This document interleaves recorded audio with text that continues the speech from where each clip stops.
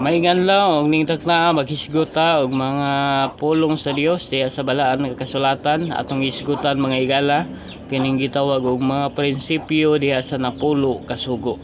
Ang unang sugo mga igala sa Exodo kapitulo 20 bersikulo 3, dili ka magbaton og lain nga Dios sa atubangan ko. Manay gitudlo sa una nga sugo. Unya unsa man nga mga prinsipyo ang gitudlo kanato di ana nga kasuguan mga higala. Nagtudlo kana bahin sa pagtuo ug pagkamaunungon sa Dios, faith and loyalty mga higala, nga mabasa nato sa Hebrehanon kapitulo 11 bersikulo 6. Ug kun walay pagtuo dili gid mahimo ang pagpahimuot kaniya, kay bisan kinsa nga magaduol sa Dios kinahanglan magatuo sa iyang pagkanaa ug nga siya magabalos ra sa mga magapangita kaniya. Tumanay gitudlo mga higala nga makabaton tag pagtuo, tungod kay kun wala ay pagtuo ang magaduol sa Dios dili makapahimuot sa Ginoo.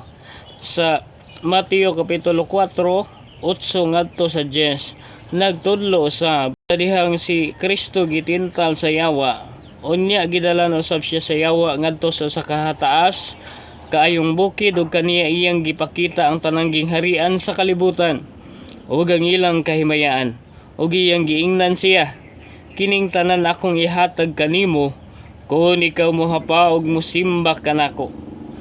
Kaniya mitubag si Jesus nga nag-ingon, pahawa ka Satanas, kay naisulat kini nga nagaingon, maoy simbaha ang Ginoo nga imong Dios ug siya lamang ang alagara. Tudlo pod kanato ang unang sugo bahin sa pagkamaunungon kaniya, bahin sa pagkaloyal sa Dios, nga bisan pa mga higala nga dunay mga daghan kayo nga counterfeit ang yawa, apan gikinahanglan nga unungan nato ang Dios nga siya lamang ang ato nga simbahon ug alagaran mga higala, ug dili ang mga butang sa kalibutan, dili ang gahom nga nagahom karon sa kalibutan, kundi ang Dios lamang moy ato nga angayan nga pagasimbahon, pagpakita nga loyal ta ngadto sa Dios ug dili ta magbaton og lain nga Dios sa iyang atubangan.